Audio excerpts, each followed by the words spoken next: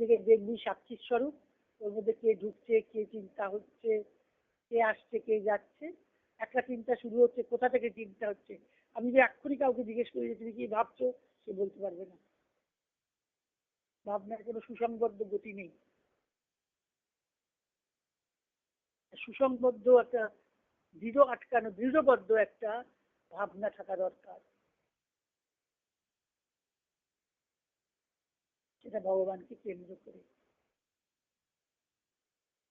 ভালোবাসা, স্বার্থ নেই, দাবি নেই, কোনো চাওয়া নেই, কোনো বাসনা নেই, শুধু নিজেকে দেওয়া।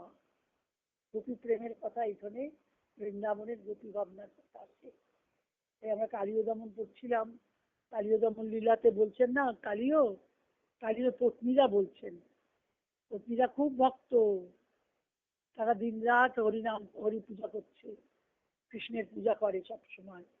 নাগপত্নী কিন্তু, তারা বলছে আমার স্বামী তো বিষধর, তুমি তো প্রভু তাকে বিষই দিয়েছো, বিষ ছাড়া তো আর কিছু দাওনি, তাহলে সে তোমার কি করে তোমাকে পূজা করবে? বিষ দিয়েই পূজা করবে, তুমি তো সব। তারা এত জ্ঞানী নাগপত্নীরা, কালীয় পত্নীরা, তারা বলছেন তুমি তো সর্বেশ্বর, তুমি তো সকল নিয়ন্তা, সকলের সৃষ্টিকর্তা, কারণকর্তা, তাহলে তুমিই তো সৃষ্টি করেছো কালীয়কে, তাকে বিষ দিয়েছো। কি জ্ঞানী তারা! তুমি এখন সেই বিষই তোমাকে দিয়ে, তুমি যে তোমার বিষ দিয়ে সে পূজা করছে।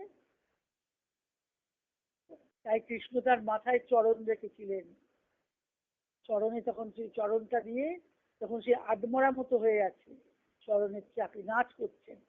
অনেক তো ফনা, একটা ফনা থেকে একটা ফনায় চলে যাচ্ছেন, কৃষ্ণ নৃত্য করছেন কালীয়র ফনার উপরে। তখন মূর্ছিত প্রায় প্রায় মারা যাচ্ছে, তখন বলছেন যে, তখন পত্নীরা বলছেন আমাদের স্বামী যদি মারা যায় প্রভু, তাহলে তো তোমাকে আমরা ভজন করতে পারবো না,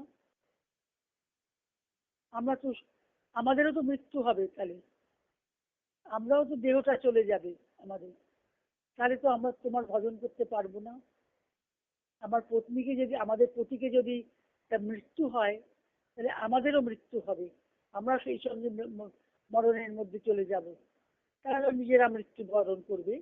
তখন বলছেন তাহলে তো আমাদের তোমাকে ভজন করা হবে না, তোমাকে ডাকা হবে না, তুমি আমার স্বামীকে, আমাদের অনেকজন পত্নী, আমাদের স্বামীকে জীবিত করে দাও, আমরা প্রার্থনা করছি তার জীবনটা দান